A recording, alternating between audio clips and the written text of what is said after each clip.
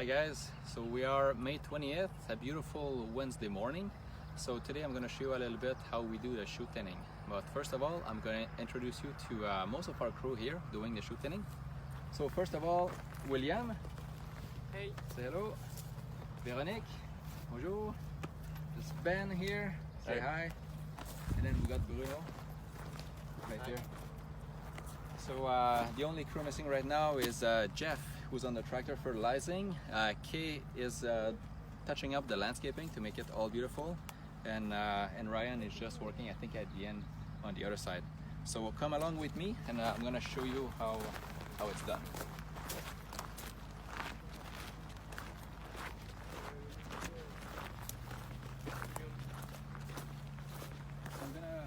I'm gonna pick this vine here to give the example.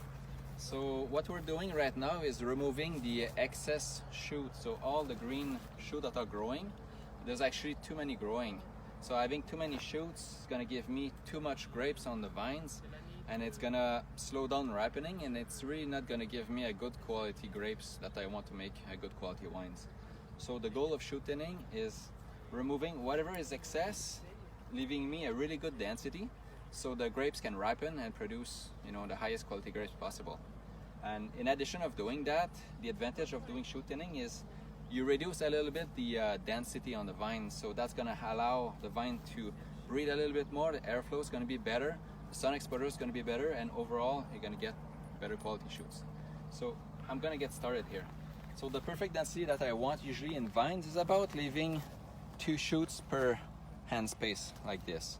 So this is the general density that's going to give me the best shoot. So I usually start from one end of the vine and move forward. So I'm going to try to explain as I'm doing it. So first, when I look at the density here. So I got 1 shoot here, 1 shoot here, 1 shoot here. So there's 3 shoots in that space.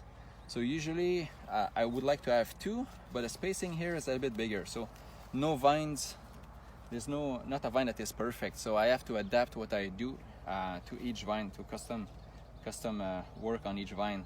So I'm just trying to adjust kind of the density if possible to have the overall 2 shoots per hand space, but at the same time, when there's a gap, sometimes I adapt. So on this one, I'm gonna actually leave the 3 shoots here because I got a nice gap that I can train this one right here. So I'm gonna leave it. Coming down to here, I'm gonna remove excess. I got 1, I got 1, 2, 3. Sometimes the shoots are gonna go really close together. That's called a double. Usually the double here, I'm gonna remove it because it's just too dense, and it's gonna promote just a dense area where mildew can set up and set on, and I don't want it. So I'm gonna leave this here, move on to the other side, remove this, 1, 2, perfect. When I get to the head here, I got quite a bit of shoot, so I'm gonna select the best one. So in the back here, down the middle, I'm gonna remove a little bit here. I'm gonna leave maybe 1 on the side here. It's gonna allow me to maybe renew the arm if I have issues.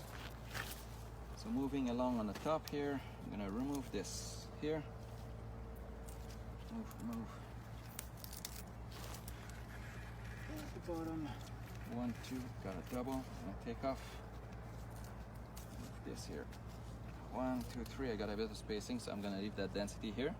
So the top part where the fruits are gonna be is thin now, and then what we do after is remove the shoots from the trunk. So these ones we really don't need unless we need to replace an arm or the trunk. So we're gonna remove the rest here. This.